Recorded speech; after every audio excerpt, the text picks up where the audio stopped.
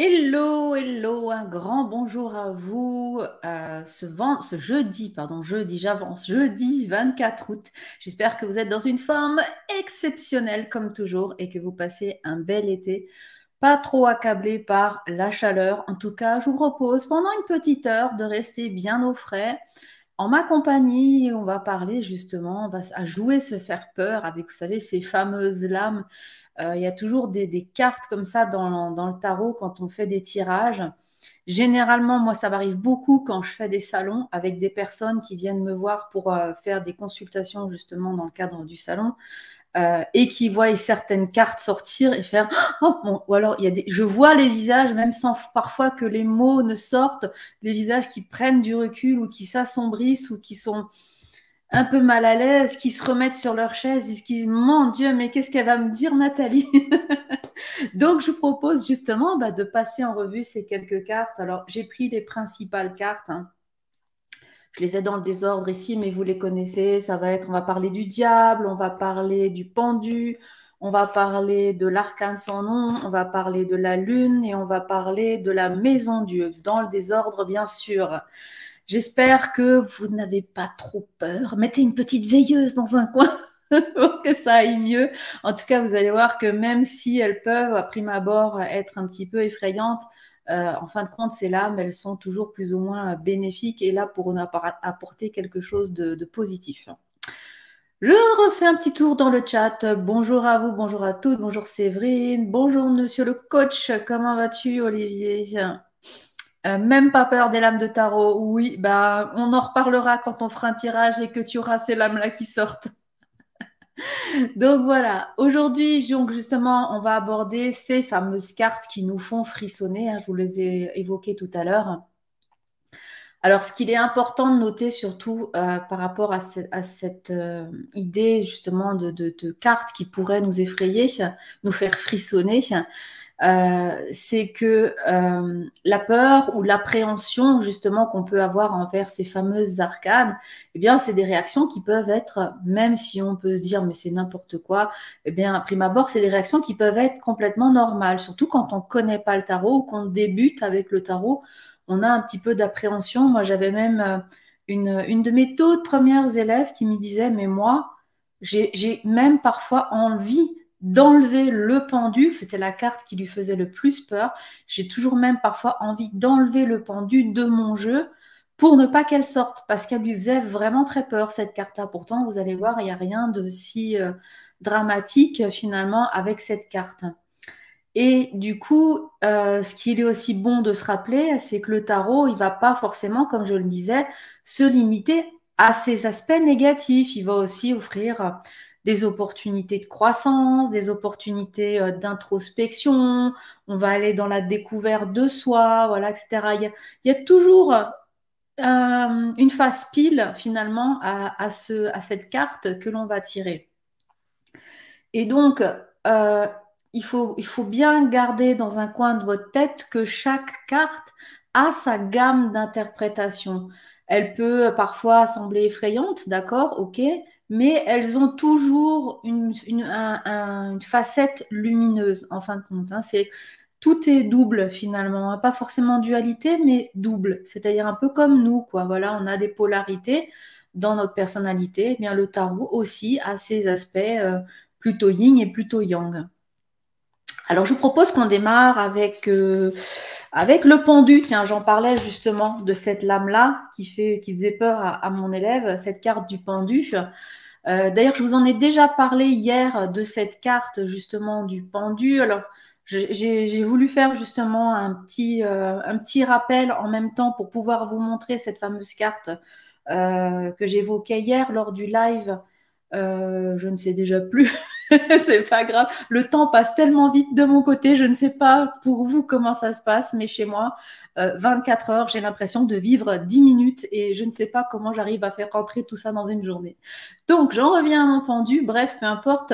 Je voulais justement vous préparer un petit peu à cette découverte du pendu en vous reparlant de ce que je vous ai évoqué hier sur le fait que dans anciennes versions du tarot italien, l'arcane du pendu, on peut le retrouver sous d'autres appellations. D'autres appellations.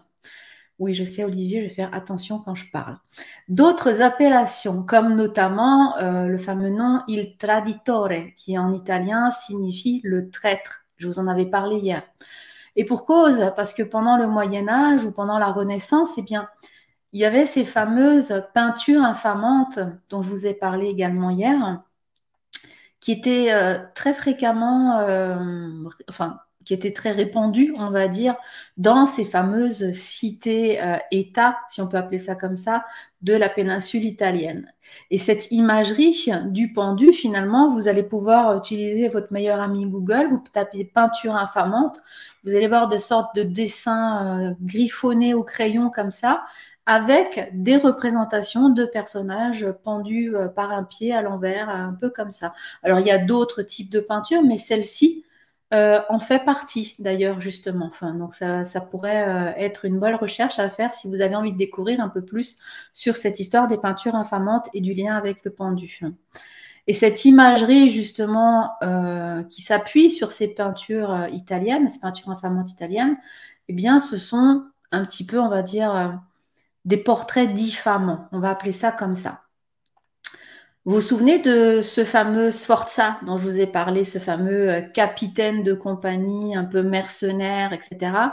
Et je vous avais aussi dit que le fameux Sforza, il avait été condamné justement par le pape Jean XXIII pour être justement représenté et être voilà positionné dans cette posture du pendu à travers ces fameuses peintures infamantes après qu'il ait justement prêté allégeance au roi de Naples. Et comme je vous le disais, en faisant ça, eh bien, il est allé trahir le serment qu'il a fait au pape Jean XXIII, et donc il a trahi l'Église. Et du coup, on l'a mis dans une posture de traître avec cette fameuse peinture infamante. Et on l'avait placardé de mémoire, de ce que j'ai lu, on l'avait placardé un peu partout, ce dessin. Alors, on avait bien identifié que c'était Sforza hein, sur le dessin, bien sûr. C'était pas un monsieur inconnu. Je sais plus, je sais pas, je me souviens plus exactement de l'histoire, mais je sais plus s'il y avait son nom quelque part. Mais en tout cas, quand on voyait le dessin, on savait que c'était lui. Et on l'avait placardé partout, sur toutes les portes de l'entrée de la ville, etc. Ce qui fait qu'on ne pouvait pas passer une rue sans tomber sur un de ses dessins et savoir que finalement, dans toute la ville, que le Sforza était un traître à son pays et surtout à l'Église. Et à la fin du Moyen Âge, justement en Italie, les gouvernements en place, justement, ils ont commandé ces images pour rappeler à leurs citoyens le châtiment qu'on allait réserver aux traîtres, aux voleurs, aux fraudeurs. Donc c'est ce que va évoquer quelque part cette lame-là, cette notion d'être un traître, d'être un voleur, d'être un fraudeur, etc. Parce que le fait d'être suspendu comme ça par un pied, au lieu d'être décapité, ce qui peut être un peu plus rapide, peut-être douloureux, mais beaucoup plus rapide, ça nous amène à être dans cette posture à une mort relativement lente et douloureuse. Et au-delà de ça, c'était aussi considéré comme honteux et on les plaçait comme ça pour les humilier eux, les condamner, mais en plus on allait vouloir humilier leur famille parce qu'on savait que quand on voyait quelqu'un comme ça, c'était un traître. Donc toute cette notion de traîtrise, de mauvaise renommée, là, retombait en plus sur la famille. Parce que, évidemment, et là je reviens, voilà, ça me revient, c'est avec le christianisme hier, parce que justement, dans ce pays très catholique qu'est l'Italie, eh bien, faire le parallèle entre la pendaison et Judas qui a trahi Jésus, Eh bien, je pense qu'elle était très facile à faire et tout le monde avait vite compris l'association.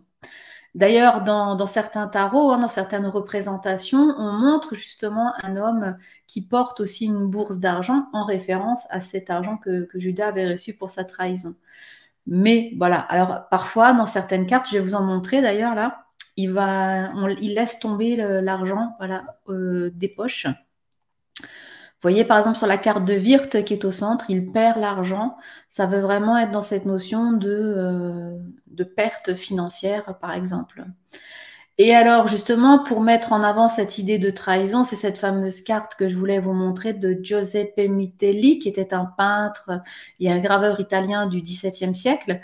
Eh bien, il a voulu sortir de cette vision traditionnelle des maîtres quartiers de l'époque et il a sorti son propre arcane du pendu pour représenter justement la véritable trahison. Et là, on voit vraiment un traître prêt à tuer un homme endormi, comme vous le voyez sur la dernière carte complètement à droite. Et d'ailleurs, cette carte, elle s'appelle justement, elle ne s'appelle pas en italien le pendu, c'est l'impiccato, mais elle s'appelle vraiment il traditore, le traître.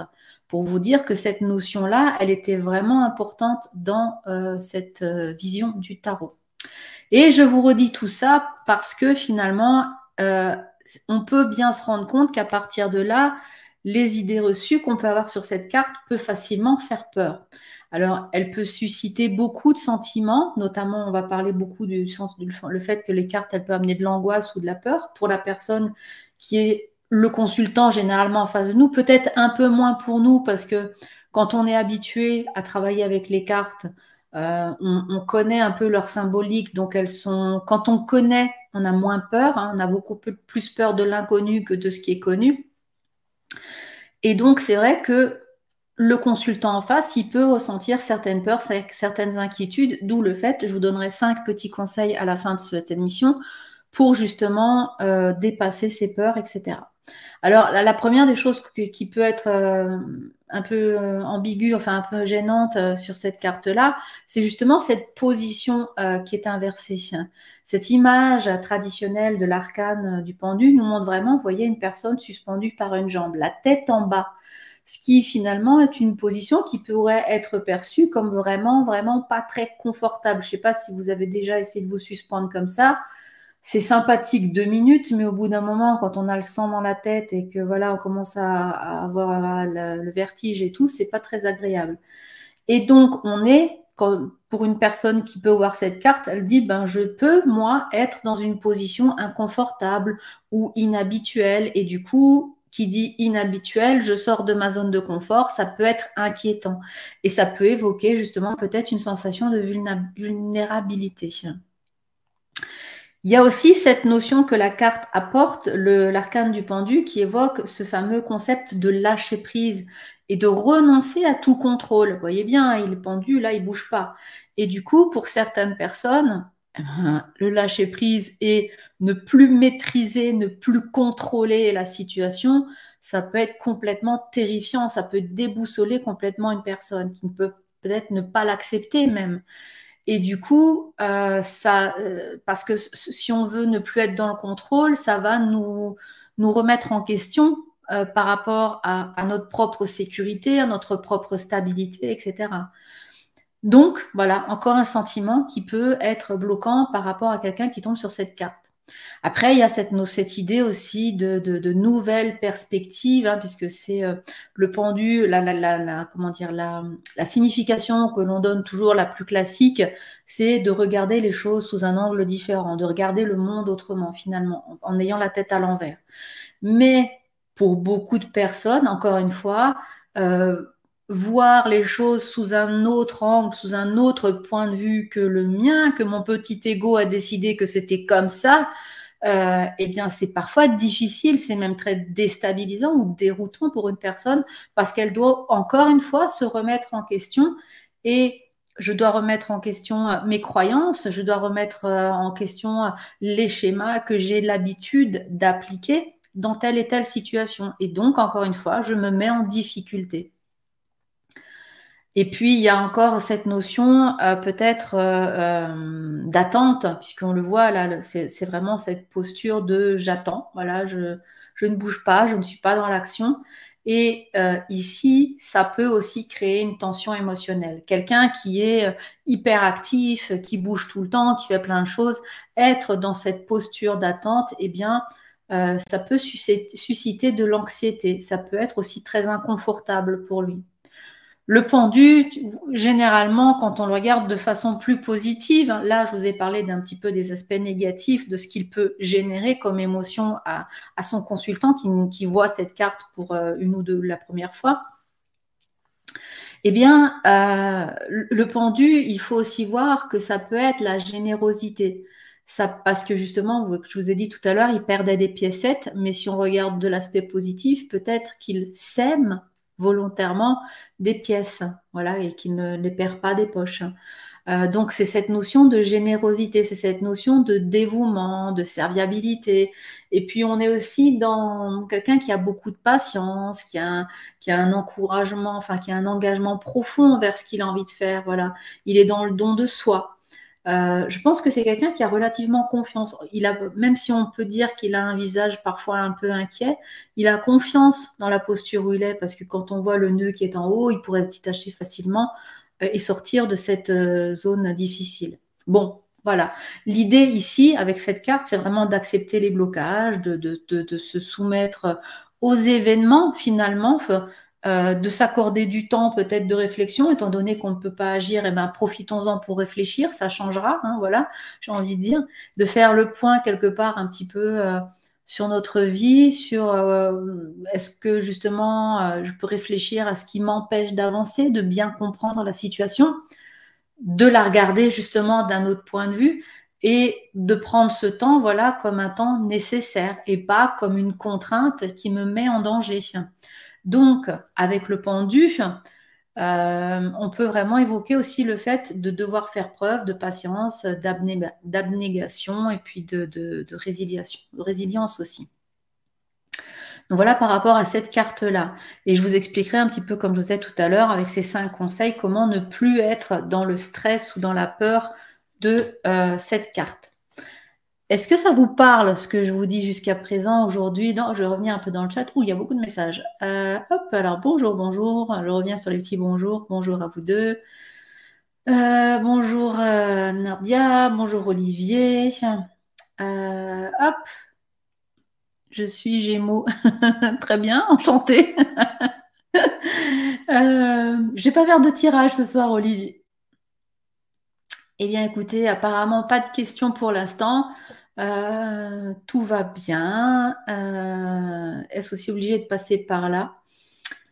Il faudrait que tu précises un petit peu par rapport à ta question. J'ai dit beaucoup de choses, donc si tu pouvais préciser un petit peu davantage. En tout cas, bonsoir Emma, bienvenue. Donc, je continue avec l'arcane suivant. N'hésitez pas à poser vos questions si vous en avez dans le chat et bien sûr à mettre aussi vos commentaires. Peut-être que vous aussi, vous avez certaines craintes par rapport à certaines lames.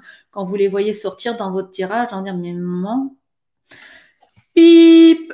Mon Dieu, je vais pas le dire, mais dans quel pétrin je me suis encore mis par rapport à ce tirage, voilà, avec ces cartes qui sortent, mais qu'est-ce que je vais en faire, quoi? Est-ce que ça vous arrive, vous aussi, justement, d'avoir cette vision-là? Alors, le pendu, est-ce qu'on est donc obligé d'en passer par là? Ben, comment tu veux sortir avec cette carte-là? Regarde, t'es coincé de tous les côtés, à droite, à gauche, en haut. Le seul moyen d'en sortir, c'est là en bas. Tu vois, il y a une ouverture entre les deux arbres, entre les deux feuillages. Un petit peu comme si tu étais obligé de renaître. Tu vois, ça fait penser à la matrice féminine quand l'enfant vient au monde. Il est là en gestation, il attend, et quand il est mûr, on va dire, quand il est prêt, eh ben, il peut revenir au monde, mais différent. Ça veut dire quoi différent? Ça veut dire que ben, j'ai agrandi ma zone de confort, je regarde un petit peu les choses différemment, j'ai réfléchi en me disant ben, peut-être que le concept que m'a présenté un tel n'est pas aussi idiot, peut-être que moi, les mêmes schémas que je répète à longueur de journée, ben, finalement, ils sont plus viables aujourd'hui. Et voilà, j'agrandis mes perspectives. Ok? Donc oui, on est un petit peu obligé de passer par cette attente et de ne pas avancer parce que de toute façon, si tu essayes de te débattre, si tu t'essayes de te sortir de cette situation-là avant que ce soit l'heure pour toi de bouger, bah, tu vas te blesser. Regarde tout ce qui est les branches, elles sont pointues, elles sont coupantes. En plus, elles sont rouges dans cette version du Kamoin Jodorowsky. Ça veut dire que peut-être tu peux te blesser jusqu'au sang, finalement, un petit peu comme si c'était des ronces qui sont présentes ici. Okay? Donc tu es obligé finalement d'être dans cette posture d'attente. Mais il ne faut pas le prendre de manière négative. C'est pas un blocage. C'est pas quelque chose de dire ben non, jamais dans la vie tu feras ça. Tiens, prends cette carte dans la face. C'est pas du tout ça. Au contraire, c'est vraiment une posture de dire oh là, tu vas trop vite. Hein, on va faire une pause, on va réfléchir parce que tu n'as plus les idées claires et tu fais n'importe quoi. Maintenant, il faut que tu réfléchisses à voir comment tu fais autrement. Ça marche souvent dans les relations de couple. Souvent, une personne, elle vient, quand elle pose dans des consultations, elle vient demander est-ce que je vais retrouver l'amour? Et généralement, elle va chercher une personne, un profil type d'un partenaire qu'elle aime et qu'elle a l'habitude d'avoir par rapport à ses ex, etc., le même type de personnalité. Sauf que c'était très à la mode à une époque d'avoir ces fameux pervers narcissiques qui revenaient sans arrêt. Moi, j'entendais ça tout le temps dans les consultations. Et la personne, quand elle avait une nouvelle personne qui arrivait dans sa vie, ben boum, badaboum, on remet les mêmes schémas. Donc, à bout d'un moment, ben, le tarot, il vous dit stop, quoi. Ben, arrête de reprendre tout le temps les mêmes types de personnes. Tu peux être sûr que tu vas retomber dans les mêmes schémas. C'est vraiment réfléchir de manière intelligente pour ne plus refaire les mêmes erreurs. C'est une carte d'apprentissage. Le tarot, c'est le livre de la vie. Quand on tombe, c'est pour se relever, mais on se relève plus fort parce on ne retombera plus là où on est tombé auparavant. Je continue parce que le temps passe vite. On a encore quelques arcanes à regarder ce soir. Les cartes qui me font peur, elles font tout le charme du tarot. Sans elles, pas sûr que le tarot est toujours aussi intriguant. Oui, c'est vrai. C'est ce qui lui donne ce côté un petit peu mystique aussi. Tu as raison, Jo, tout à fait. Manu Saxo qui nous dit c'est une renaissance alors. Oui, avec le pendu. Ouais, il faut attendre le bon moment et ça sera une renaissance. Il est vrai que je n'aimais pas cette carte. Pourquoi tu l'aimes mieux maintenant? Mais en tout cas, voilà, il faut avoir cette vision un peu plus. C'est pas toujours tout noir. Le tarot, il n'est pas tout noir ou tout blanc. Il est dans les intermédiaires parce qu'il va chercher justement à ne pas nous mettre en danger ou à ne pas nous surexposer en nous mettant trop dans la lumière, mais justement à nous faire travailler dans une zone à peu près de sécurité, voilà, où on peut justement avancer. Je vous propose de regarder l'arcane suivante, c'est cette fameuse arcane, son nom que beaucoup appellent à tort la mort. À tort, oui et non. Cette arcane, son nom, justement, elle est aussi connue sous le nom, comme je le disais, de la mort, mais on l'appelle aussi parfois la grande faucheuse. Et elle est souvent perçue comme assez effrayante quand elle sort dans le tarot, pour des raisons symboliques, évidentes, bien sûr, parce qu'elle représente la mort et qu'on se dit, mon Dieu, mais je vais mourir demain. Eh bien non. Ici, on va nous parler vraiment d'une grosse transformation profonde, voilà, en profondeur. Et je vais vous montrer quelques raisons pour lesquelles, justement, les consultants pourraient avoir peur de cette lame-là. D'ailleurs, je vous renvoie à un live qu'on avait fait avec Olivier sur le tarot dans les films, les livres, etc. Et on vous avait passé un extrait de film dans lequel le consultant chez la voyante n'arrêtait pas de tirer l'arcane de l'arcane sans nom et il était déconfit, quoi. Et la voyante, elle a vu la tête du consultant en disant attendez, non, c'est pas grave. Elle reprend les cartes, elle les remélange, elle fait tirez-les-vous maintenant. Il va les sortir et il ressort la mort.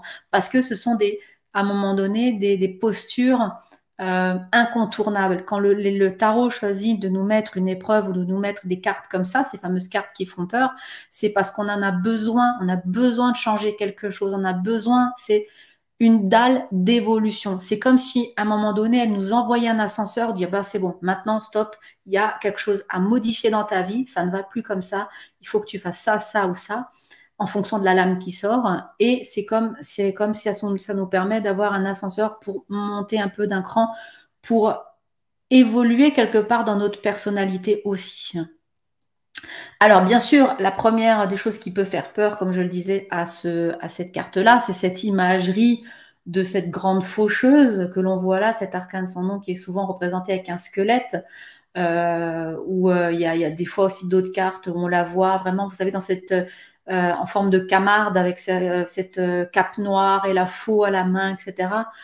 Cette figure très emblématique de la mort qui représente en effet la mort physique, mais dans le tarot, ça ne représente pas forcément la mort physique. Ça peut arriver, mais généralement, c'est pas ce que le tarot nous amène à comprendre.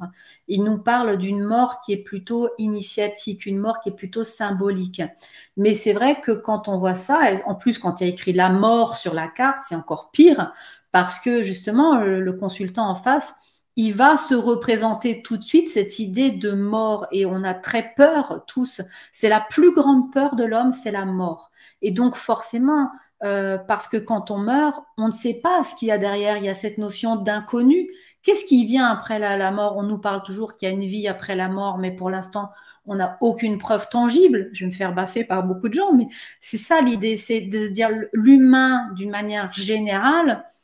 Il a besoin de preuves, il a besoin de constats, et aujourd'hui, il ne sait pas ce qu'il y a après la mort. Voilà. Et donc, la peur, encore une fois, de l'inconnu, c'est pas tant le fait de mourir, c'est et après, qu'est-ce qui se passe? C'est surtout ça qui fait peur.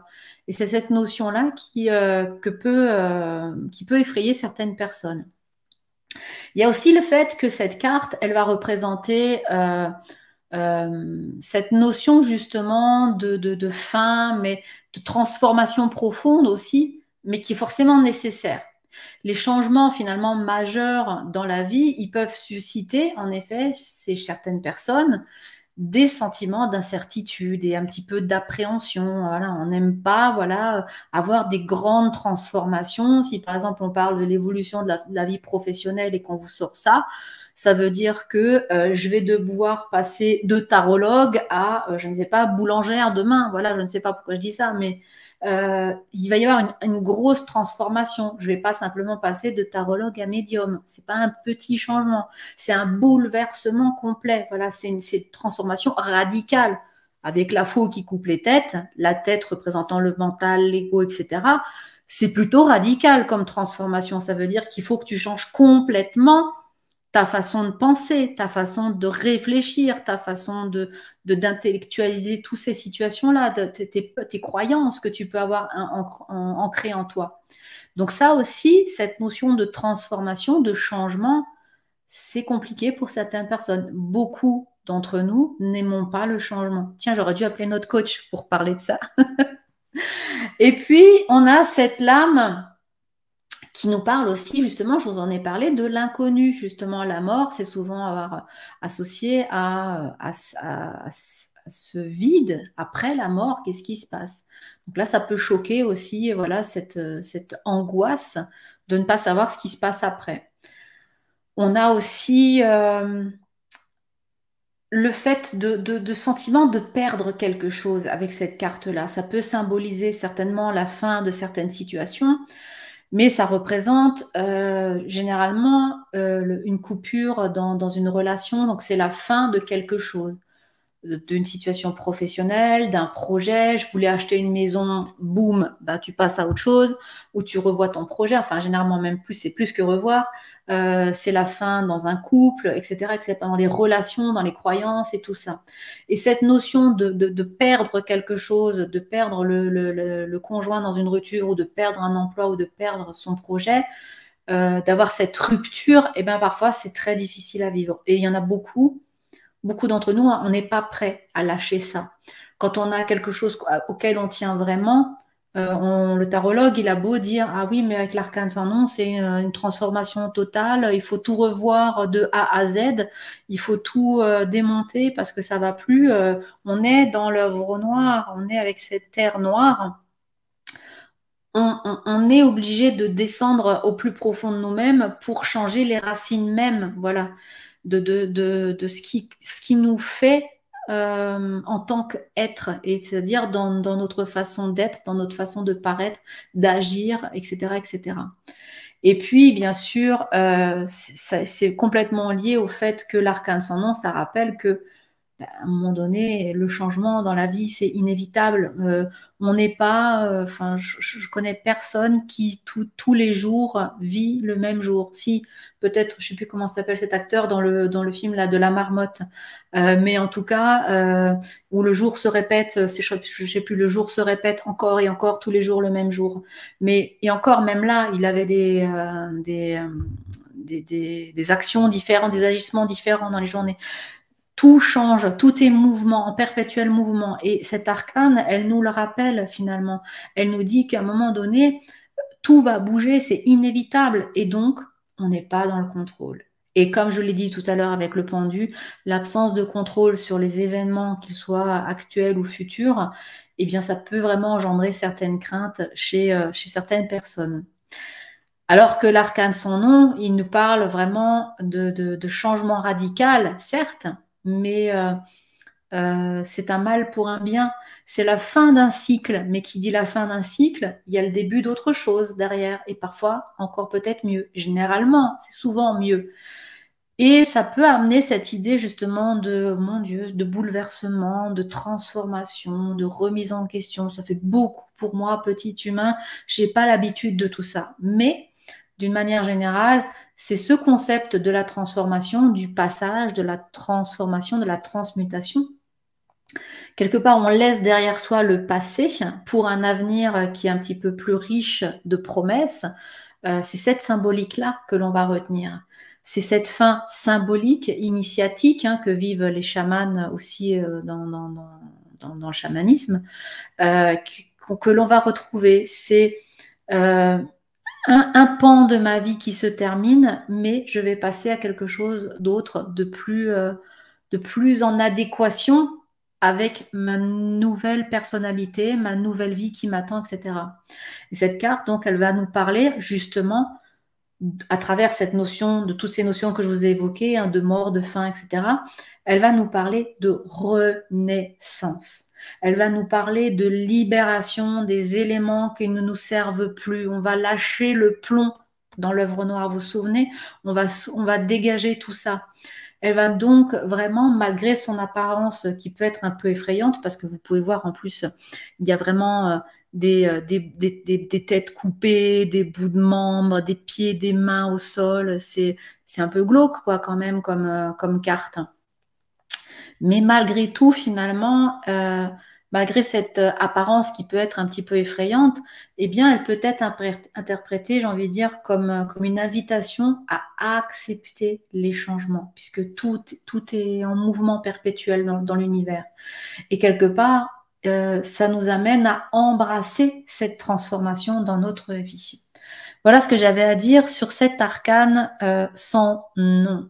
Je reviens un petit peu vous voir dans le chat pour voir si ça vous parle toujours ce que je vous dis, si vous avez des remarques ou des questions. J'en étais où? J'en étais là. Joe. Hop, ici, tu nous dis, au XVe siècle, en Italie, le pendu par un pied était la punition des traîtres. Oui, c'est ce que je disais en début d'émission, tout à fait. Je t'invite à regarder le replay, j'en parlais justement. Tout à fait. Eh ben oui, exactement. Eh ben, c'est cette carte-là que j'ai montrée. Je l'ai montrée aussi en début d'émission. Je t'invite, hop, on retourne au replay pour voir ce que j'ai dit en début. Quel balayage avec l'arcane sans nom. Ouais, exactement, on peut dire ça comme ça. Elle balaye, elle fausse. Vous savez, c'est comme le faucheur de blé. Le faucheur de blé dans le champ, il va couper toujours devant lui pour avancer et couper. Sauf que quand on coupe le blé, ce blé finalement que l'on retrouve aussi dans l'arcane sans nom, ce blé, c'est source de vie, puisque c'est lui qui va nous nourrir finalement et qui va nous aider à grandir, à vivre. Et on le voit dans la colonne vertébrale, cet épi de blé en bleu, là, vous le voyez? Cet épi de blé, mon Dieu, à l'envers, c'est difficile. Il est ici, cet épi en bleu, avec cette petite fleur qui arrive à la base du crâne de l'arcane sans nom, comme pour dire qu'à un moment donné, tout reprend naissance, tout va fleurir finalement. Merci Olivier, c'est bien ça, Un jour sans fin avec Bill Murray. Bien vu, merci. Je vous propose de passer à l'arcane suivante. Celle-là, c'est une de mes préférées, c'est l'arcane du diable. Un de mes arcanes préférés, c'est celui du diable. Donc, on va évoquer cet arcane-là. Alors, le diable. Ah, le diable. Je pense que je ne vais pas rentrer dans le côté ésotérique parce que sinon, demain matin, je vous tiens encore la main. Donc, le diable, je vais vous en dire deux, trois mots. On le connaît sous beaucoup de noms. Le diable, dans les anciens tarots, on l'appelle aussi diavolo. On voit cette notion de diabolus qui signifie vraiment qui divise. D'ailleurs, je vous ai déjà peut-être évoqué cette notion du diabole qui sépare et qui divise et du symbole qui rassemble et qui réunit. Le tarot, c'est une histoire de symboles. Tout est symbolique dans le tarot. Donc, c'est quelque chose qui va nous rassembler. Mais ici, avec cet arcane du diable qui diabole, pourquoi? Parce que le diable essaye de nous séparer de notre part divine. Eh bien, on l'appelle aussi parfois, on l'appelle d'autres petits noms, Satan, c'est cet adversaire, cet accusateur qui est représenté par Satan. On a le côté un peu plus lumineux, le Phosphoros ou Lucifer, qui est ce fameux porteur de lumière, quoique pour beaucoup, Lucifer n'est pas le diable, c'est encore autre chose, puisque vous savez que Lucifer, c'est le nom qu'on a donné à Samaël, quand il était au paradis aux côtés du Dieu. Voilà, je crois que c'était ça. À confirmer, ça me sort de la tête maintenant. Bref, et on l'appelle aussi dans ses petits noms Belzébuth, c'est le seigneur des mouches, etc. Et puis, je vous ai déjà parlé aussi de Pluton, ce dieu romain, voilà, qui est l'équivalent de Hadès, le dieu grec des enfers. Voilà, on peut lui donner plein de petits noms. Il peut se mettre sous différents masques, ce personnage-là. Et le diable, c'est vraiment une carte qui met en lumière, et c'est ça qui est intéressant, elle met en lumière nos désirs les plus profonds, nos attaches qui peuvent nous retenir, que ce soit dans le passé ou dans des choses actuelles aussi qui sont plus bonnes pour nous. Et donc, il symbolise tout ce qui peut enchaîner l'homme, c'est-à-dire nos peurs, nos addictions, tout ce qui est matériel, le fait de posséder des biens, etc., etc.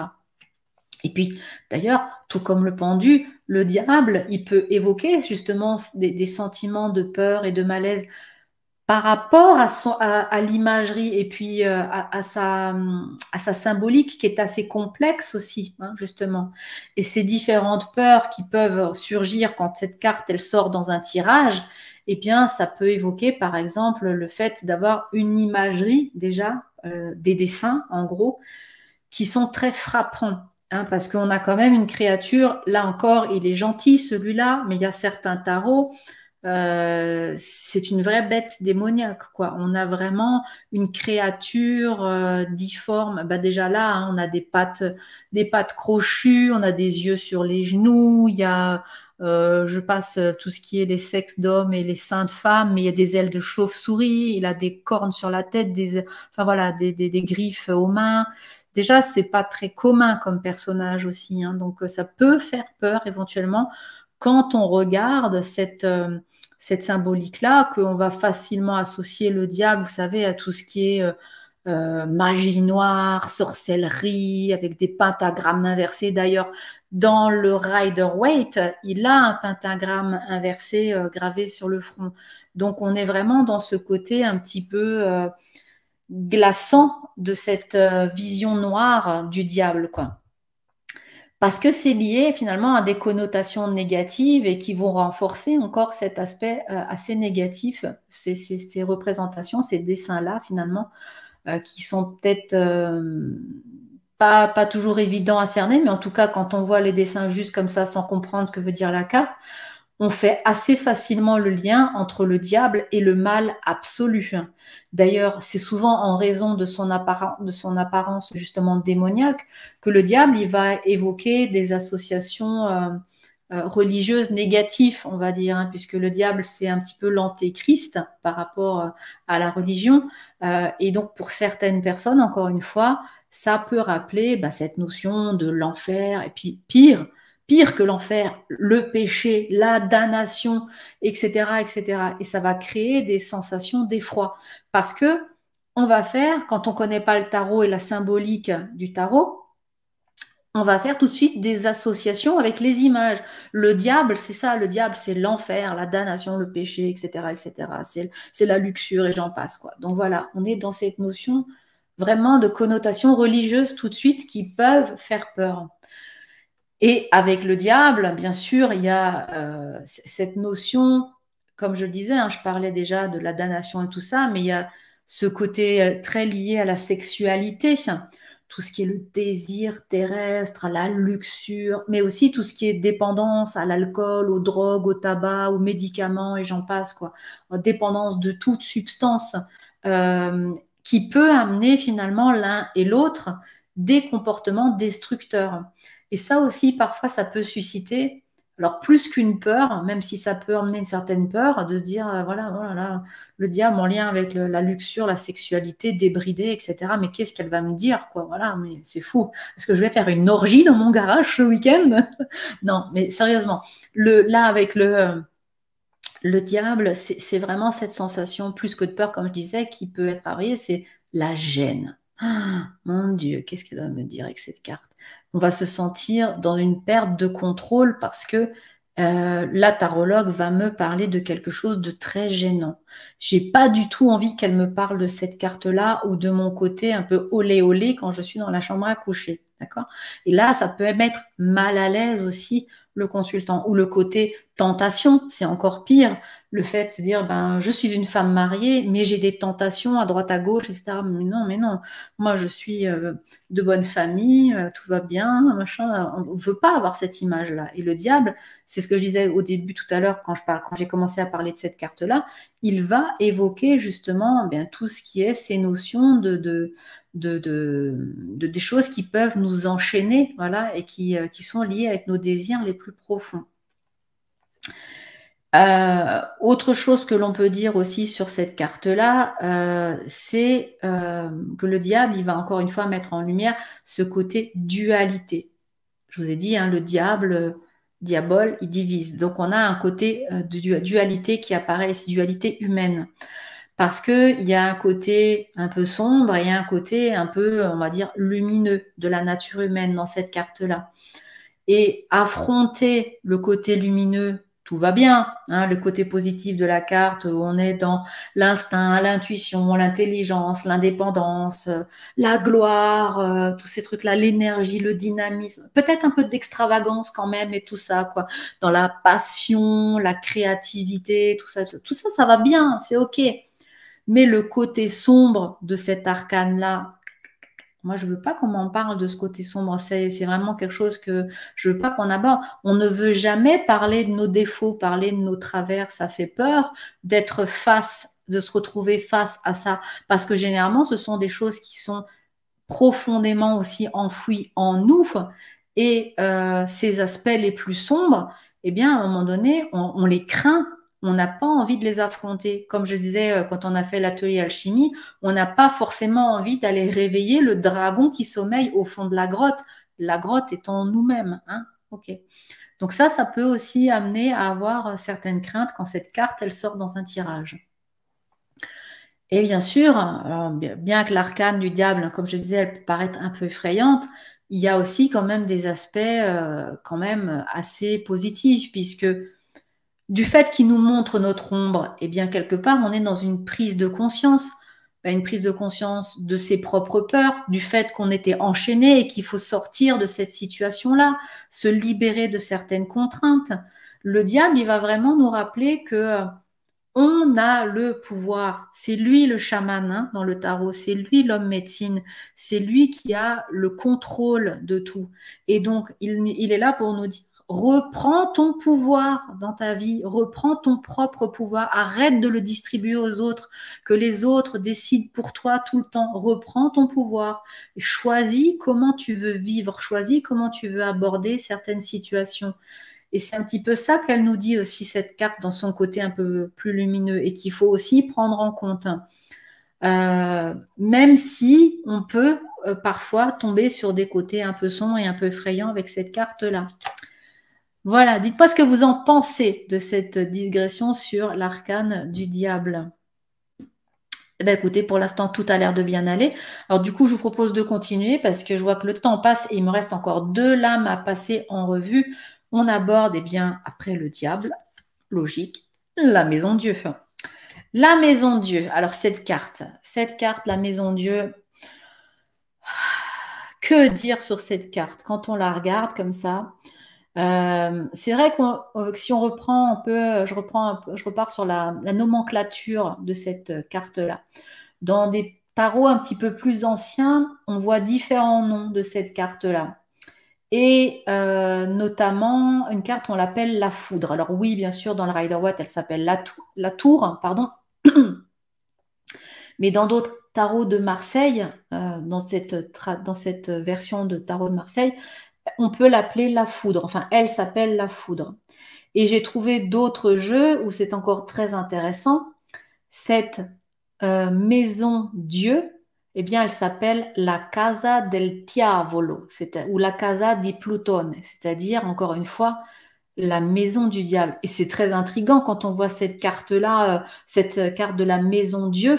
Alors attention, hein, ce n'est pas la maison de Dieu, c'est maison Dieu. Ça a encore une autre connotation.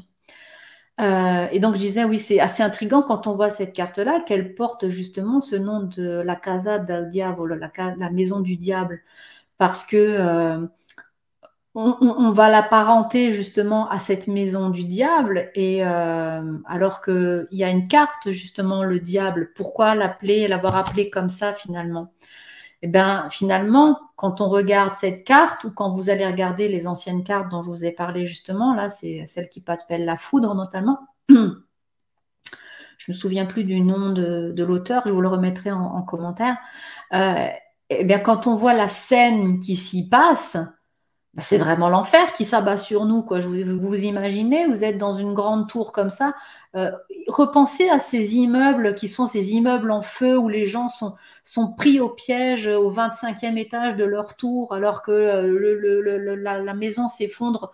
La foudre divine est en train de s'abattre sur nous, là, quand même.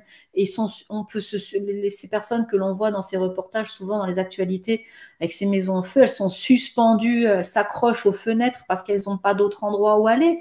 Et là, c'est ce qui se passe. On a bien 2 petits personnages qui sautent carrément, qui s'échappent de la tour comme ils peuvent. D'ailleurs, j'ai fait un petit lapsus, ce four, parce que ça devient vraiment l'Athanor, hein, des alchimistes. J'ai dit que je ne parlais pas d'ésotérisme alchimique aujourd'hui. Donc, bref, donc on a bien cette notion de chaos complet, quoi, de l'enfer qui s'abat sur nous. Et c'est pour ça qu'elle peut porter aussi ce nom-là. Mais l'arcane de la maison Dieu, on l'aperçoit justement souvent de façon assez effrayante parce qu'elle a une image justement très dramatique. Elle a une symbolique de tout s'effondre, une symbolique de une symbolique de destruction. Voilà, tout est détruit. Et généralement aussi, cette carte, euh, quand on est dans cette illustration traditionnelle, hein, on voit justement une tour en train de s'effondrer par la foudre, qui est cette foudre divine qui vient s'abattre sur le haut de la tour. Et c'est cette image justement de destruction soudaine, en plus, parce que vous savez que la foudre, ça prévient pas, hein, ça frappe au hasard et très vite. On n'a pas le temps de comprendre ce qui se passe. Et ça veut dire souvent, justement, de manière très dramatique, que on va aller vivre des scènes catastrophiques, des chaos pas possibles, et ça peut, encore une fois, générer des sentiments de peur, d'insécurité quand on pense à ça. Et dans la foulée, cette foudre qui frappe la tour, elle peut aussi symboliser justement ce côté tout d'un coup, je perds tout contrôle. Voilà. Je ne sais plus ce qui se passe. C'est assez soudain. C'est cette notion de soudaineté qui va amener la perte de contrôle qui peut faire peur. Parce qu'encore, les changements rapides, les changements inattendus qui peuvent surgir dans notre vie, eh bien, ça peut amener ce côté d'angoisse chez certaines personnes qui sont pas capables de faire face à l'incertitude ou tout ce qui est lié à l'imprévisibilité, en fait. On peut aussi évoquer que ben, quand on a une carte comme ça, hein, comme la Maison Dieu qui sort, ben, ça représente justement des événements qui vont complètement bouleverser les choses de façon vraiment radicale. Quand la tour, elle s'effondre, là, la foudre a frappé, la tête de la tour, elle va tomber, c'est sûr. Elle va pas attendre que l'éclair s'en va et elle va se recoller, se reposer et tout va être comme avant. Elle va s'effondrer et la tour, elle sera transformée à jamais. Et c'est vraiment une sorte d'événements bouleversants qui vont remettre en cause notre statu quo aussi. Parce que ces changements radicaux, ils vont perturber, ils vont déstabiliser et engendrer encore une fois des craintes de perdre justement ce côté stable que l'on peut avoir dans la vie, notamment professionnelle ou même amoureuse, hein, pourquoi pas. Quand on voit cette image de cette tour qui se fait frapper par l'éclair là-haut, par cette foudre divine, ça peut aussi faire penser au malheur qui s'abat sur nous, voilà, à la malchance, à ce côté j'ai pas de chance, toujours, je me paluche toujours les problèmes un derrière l'autre, etc. Donc il y a ce côté aussi, le côté j'ai peur du malheur qui peut m'arriver ou du mauvais œil, ces trucs-là vraiment qui sont en lien avec la malchance. Peut-être que comme la tour tombe en ruine, est-ce que je vais pas perdre tout mon argent? Est-ce que je vais pas être ruiné demain? Est-ce que je vais pas perdre ma maison? Simplement, en fait, avec l'imagerie, on fait un lien inconscient avec l'imagerie qui est ici. Et tout ça, c'est des craintes qui vont remonter encore une fois. Et puis, il y a vraiment le côté lié à la fragilité de l'être humain, puisque cette tour, elle est frappée par juste de l'électricité. Si on veut juste de l'électricité, pardon, je perds un peu ma voix. La foudre, c'est intangible, on peut pas le capturer, c'est un peu subtil, quoi. Voilà. Et du coup, elle se fait vraiment couper la tête, cette tour, ce qui va quelque part nous ramener à notre propre condition d'humain, à à une certaine fragilité de la vie, pour dire que finalement, tout ce qu'on construit dans notre vie est fragile et peut à n'importe quel moment s'effondrer, littéralement. Et donc, du coup, cette notion de fragilité de la vie, elle peut aussi faire peur à certaines personnes qui sont un petit peu fragiles ou dans des situations difficiles parce que ça les ramène à cette notion, à avoir des réflexions profondes sur le fait que il y a cette nature éphémère qui fait partie de notre vie et qui peut faire peur à tout moment. Voilà. Mais encore une fois, hein, malgré cette apparence un petit peu effrayante, cette arcane de la maison Dieu, elle peut également être interprétée comme une invitation finalement à reconstruire et à transformer. Parce qu'une fois que la foudre elle est tombée, on a été surpris, on est choqué, etc. Mais après, on reconstruit. Je prends une image très parlante volontairement, mais quand il y a des tsunamis qui dévastent on voit souvent les scènes aux États-Unis, des tornades qui balayent les maisons, etc. Les gens qui ont tout perdu, maison Dieu. Mais ils vont reconstruire. Ils vont reconstruire. Alors je dis pas que c'est une bonne chose qu'ils ont tout perdu, mais ils vont reconstruire. C'est pour nous apprendre justement peut-être à ne pas être dans la matérialité. Tout est leçon dans la vie. Je sais que c'est des fois très difficile. Beaucoup de leçons sont très dures, même pour les petits-enfants. Quand ils se brûlent parce qu'ils touchent un truc chaud, ils touchent un poil, quelque chose qui lui a fait mal, ou qui se met les doigts dans la prise, si je peux dire, c'est douloureux pour l'enfant. Mais c'est par là qu'il apprend. C'est par l'expérience, c'est les complexités de la vie. Alors, heureusement, on n'apprend pas toujours dans la peine, la souffrance et la douleur. Je vois arriver Olivier avec ses grands sabots. Évidemment on apprend aussi par des aspects positifs, des bonheurs qui nous arrivent, etc. Mais la nature de l'homme fait que malheureusement, parfois, il ne comprend pas et qu'on est obligé de lui taper sur les doigts pour qu'il comprenne. Et c'est ce que fait la Maison Dieu, justement, en nous faisant perdre nos moyens, perdre notre stabilité, elle nous remet en cause. D'ailleurs, si vous remarquez bien, il n'y a que la tête de la tour qui est coupée. Encore une fois, la tête, comme je l'ai dit tout à l'heure, ça représente l'ego, ça représente le mental, etc. Donc, on va juste venir chanter le mental symboliquement avec cette carte-là pour pouvoir reconstruire, parce que vous regardez le reste de la tour est intact. Les marches blanches ici, etc., elles sont quand même blanches, comme de nouvelles pages que l'on va pouvoir écrire. et toutes les fondations de la tour sont solides. Elles ont peut-être tremblé, mais elles ne se sont pas démontées. Donc oui, il va y avoir changement, oui, il va y avoir transformation, reconstruction, remise en question, mais c'est pour une régénération, c'est pour avoir une certaine lucidité par rapport à la situation qu'on vit. C'est aussi une façon de se recentrer sur l'essentiel de notre vie et de lâcher le superflu. Elle peut être perçue vraiment aussi, comme je disais, hein, comme vraiment une période de remise en question nécessaire. Beaucoup d'arcanes dans le tarot nous parlent de remise en question. C'est normal, c'est un livre d'initiation qui nous apprend à grandir. Donc, il faut constamment être remis en question. Plus ou moins fort, plus ou moins violemment, mais c'est le fait de se remettre en question qui nous fait évoluer. Et on peut l'avoir, bien sûr, à partir de cette remise en question. Une fois que je me remets en question, eh bien, je suis dans une période d'ouverture. Mais quand je suis dans cette ouverture de voir qu'est-ce qui m'attend maintenant, il peut y avoir de bonnes ou de mauvaises surprises. Mais avec la Maison Dieu, il faut aussi qu'on passe à un moment donné par l'acceptation du changement. Parce que c'est un enseignement riche, voilà, qui va nous permettre d'aller de l'avant. Voilà ce qu'il en est pour cette arcane de la Maison Dieu. Et je terminerai assez rapidement avec la dernière carte qui nous fait peur, c'est celle de la Lune. La Lune, alors celle-ci, cette carte finalement, déjà je parlais de la Lune rapidement en 2 mots. La Lune, ça symbolise vraiment quelque chose, vous savez, de cyclique. C'est le temps cyclique. Pourquoi? Parce que quand on prend l'astre lui-même, la Lune, elle croît, elle décroît. Elle disparaît, elle réapparaît. C'est un système de va-et-vient constant, quelque chose de cyclique. Et du coup, c'est un petit peu, si je mets des mots un peu plus forts, c'est un système de mort et de renaissance, constamment avec cette lune.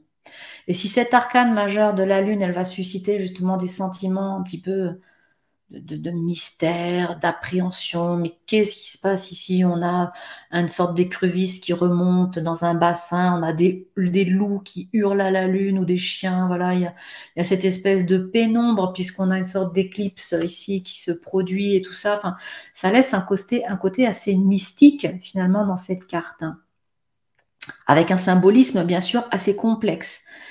Et généralement, quand on a des connotations un peu énigmatiques, on reste un petit peu dubitatif et on peut craindre un petit peu de ce qui peut nous arriver par rapport à cette carte. Et c'est vrai que l'arcane de la Lune, la première des choses, c'est qu'elle représente justement les aspects cachés de l'esprit. Tout ce qui touche au subconscient, à notre inconscient, etc. Et à l'image de l'écrevisse là qui est en train de remonter des profondeurs de l'eau. L'eau, je vous rappelle, hein, c'est vraiment nos émotions, etc., que ça représente l'âme. Eh bien, cette écrevisse là, qui est en train de remonter à la surface, eh bien, c'est justement toutes nos peurs, nos doutes, voilà, qui remontent à la surface. Et mon Dieu, j'ai pas envie de traverser ça. Vous vous imaginez? Sortez un petit peu de la carte. Imaginez-vous placé devant ce bassin. Et puis, j'ai rendez-vous, moi, dans la ville qui est derrière, comme si j'étais sur un mont et que derrière, après les 2 tours, il y a une ville. Et le seul moyen d'y accéder, c'est de passer par là. Eh bien, je vous souhaite bon courage en pleine nuit, en pleine éclipse. Déjà, on n'y voit pas grand-chose. Dans un terrain qui est boueux, marécageux, à me faire pincer par je ne sais quelle bestiole dans le bassin, dans le marais, si on peut dire. Une fois, si jamais j'ai réussi à sortir de cette débâcle-là, je vais tomber sur les loups qui me disent qu'ils ne vont pas me courir après. Enfin, ouais, ça fait beaucoup d'obstacles finalement pour arriver à notre destination. Mais ça reste des obstacles. C'est ça qu'il faut retenir avec cette carte-là. C'est pas quelque chose de bloquant.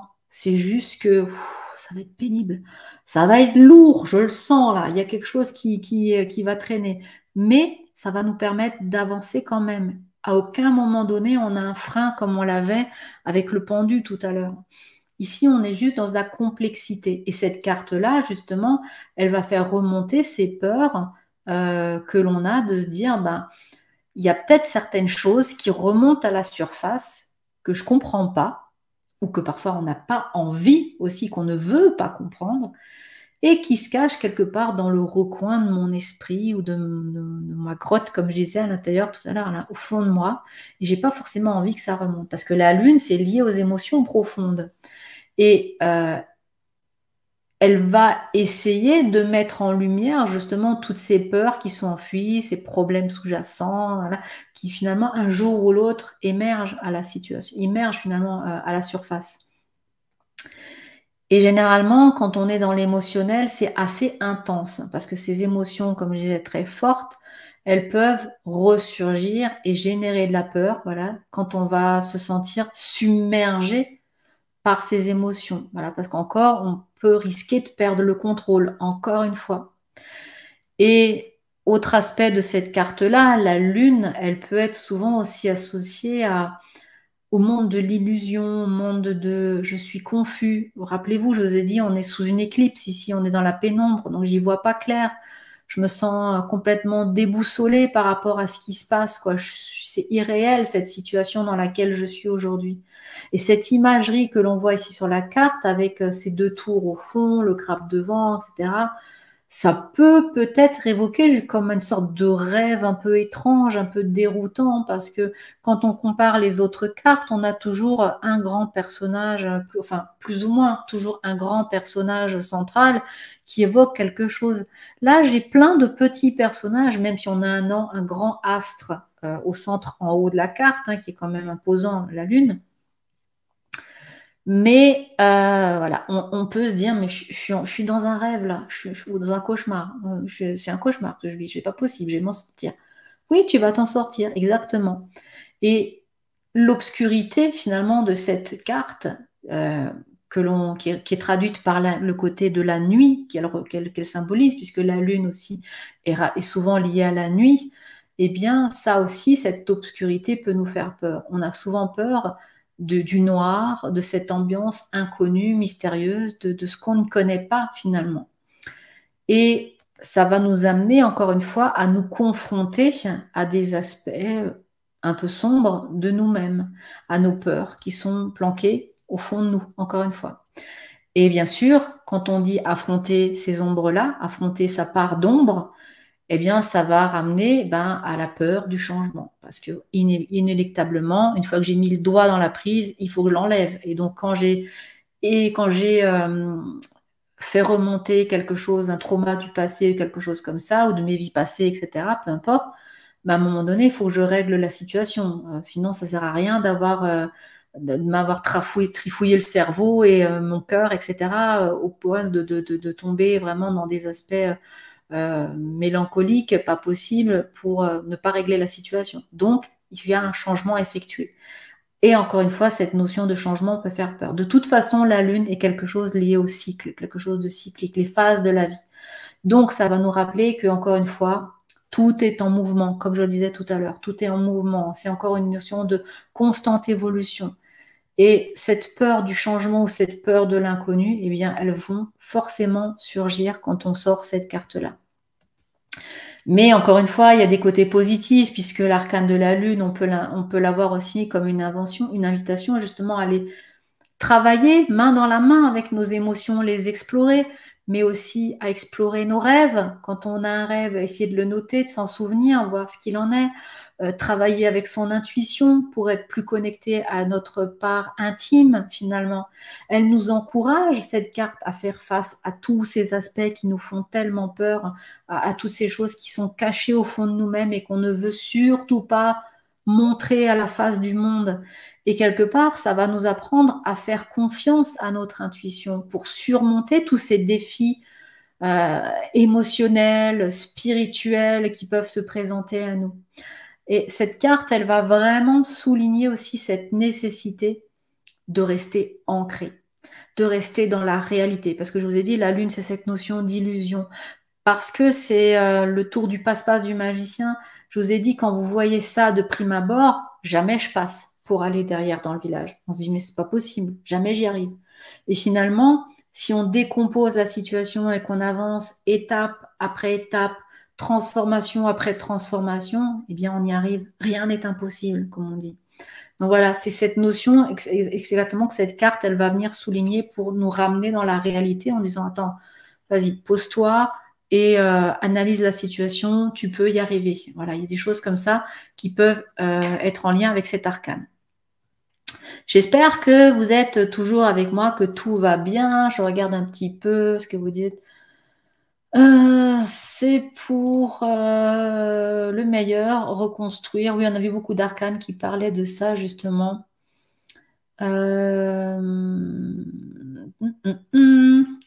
Faire table rase pour reconstruire.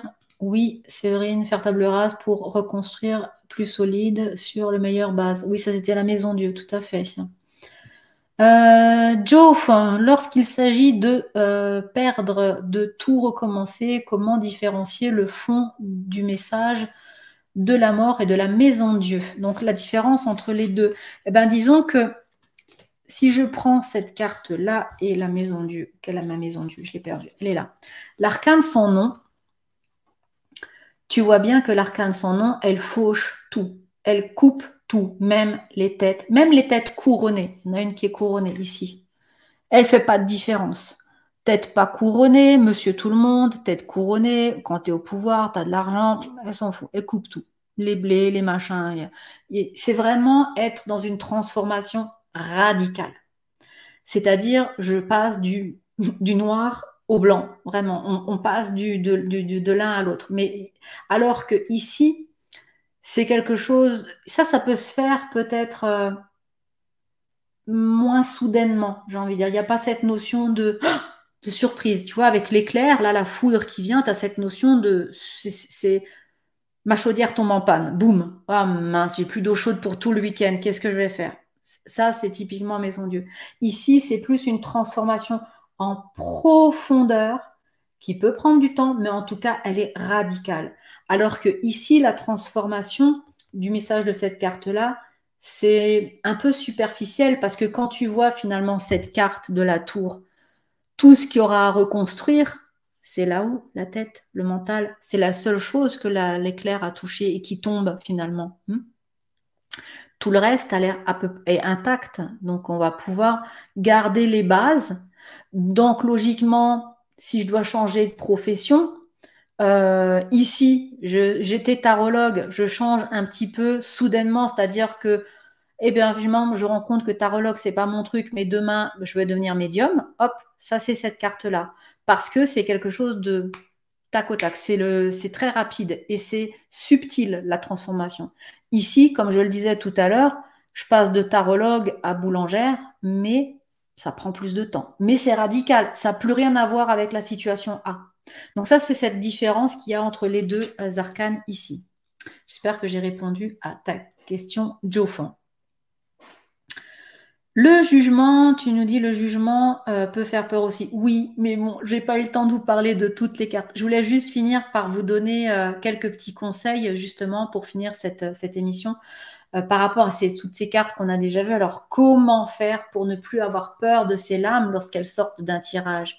Alors, c'est vrai que quand on débute dans le tarot et qu'on se dit, mais ces cartes, elles peuvent rebuter un petit peu, elles peuvent nous mettre selon en plus la version du jeu que l'on a. Quand on a un Grimaud, un Camoin, ça peut le faire parce qu'elles sont un peu colorées. Mais quand on sort des jeux plus anciens comme les paillettes, Dodal, etc., l'imagerie, elle peut être un peu plus effrayante aussi.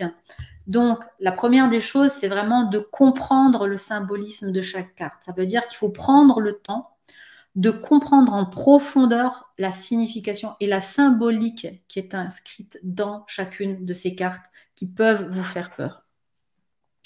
Il faut apprendre leur signification aussi bien traditionnelle que les petites nuances, comme ce que je viens de vous montrer entre la maison Dieu et l'arcane sans nom, pour pouvoir avoir cette graduation plus juste dans l'interprétation. Ça veut dire que quand on a une meilleure compréhension de l'arcane, eh bien, souvent, on peut aussi atténuer cette peur qui est liée justement à l'inconnu dont je parlais tout à l'heure. Le deuxième conseil que je pourrais vous donner, peut-être, c'est justement d'aller pour chaque carte, alors même si elle semble négative, chercher un message positif, une sorte de leçon quelque part à offrir, une transformation radicale, oui, mais ok, je reprends la maison Dieu, par exemple, que j'avais là tout à l'heure. Je disais, ok, ça va être très brutal, cette transformation, ce changement qui va te présenter à toi. Mais en même temps, quand tu vas recommencer dans ta vie professionnelle, tu n'as pas besoin complètement de changer de métier parce que il y a certaines bases, certaines compétences ou connaissances que tu as dans ta vie que tu vas pouvoir réutiliser. La transformation, elle ne sera pas aussi violente que ça. Donc, il faut aller chercher ces petites nuances, essayer de comprendre ces petites nuances-là, et ça va du coup nuancer l'appréhension qu'on peut avoir vis-à-vis de ces cartes-là.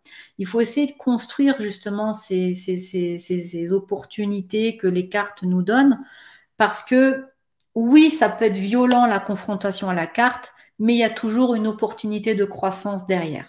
C'est jamais le tarot, il a jamais de message fermé en étant c'est complètement non, c'est mort. C'est non, c'est mort, mais il y a quelque chose après. C'est ça qu'il faut comprendre. Donc, on ne va pas se laisser bloquer par ce qui peut être. On ne va pas s'arrêter à la définition première de la carte. Le troisième conseil que je pourrais vous donner sur les 5 que j'ai à vous transmettre, c'est peut-être justement d'aller, j'aurais vraiment dû appeler Olivier, travailler sur votre intelligence émotionnelle. C'est-à-dire qu'au lieu de fuir justement vos émotions qui sont inconfortables, que vous n'êtes pas bien avec tel et tel ressenti par rapport à une carte, eh bien, c'est d'aller chercher pourquoi cette carte-là, elle vous fait autant d'effets négatifs. Pourquoi est-ce que vous avez autant d'a priori quand une carte, quand le diable sort ou quand la lune arrive? Qu'est-ce que ça vous renvoie à vous? Et ça va être justement dans ce travail avec de façon, avec votre intelligence émotionnelle, justement, où on va pouvoir apprendre à canaliser justement ces émotions, à les maîtriser et à comprendre à quoi je réagis. Donc ça, c'est aussi une chose que l'on peut faire. Le quatrième conseil que je peux vous donner, c'est peut-être justement de changer de perspective, c'est-à-dire d'essayer de voir ces cartes, comme je l'ai souvent dit dans les descriptions ce soir, comme des invitations. Des invitations à explorer justement des aspects d'une situation particulière, des aspects de nous-mêmes, des aspects de la vie, mais voilà que d'habitude on peut un peu négliger, qu'on peut laisser de côté et qui finalement sont importantes aussi à introspecter pour mieux les comprendre. Et du coup, on va aller considérer quelque part toutes ces invitations-là comme des opportunités justement pour grandir, pour être encore dans cette croissance personnelle. Donc vraiment, changer la perspective que vous pouvez avoir de cette carte.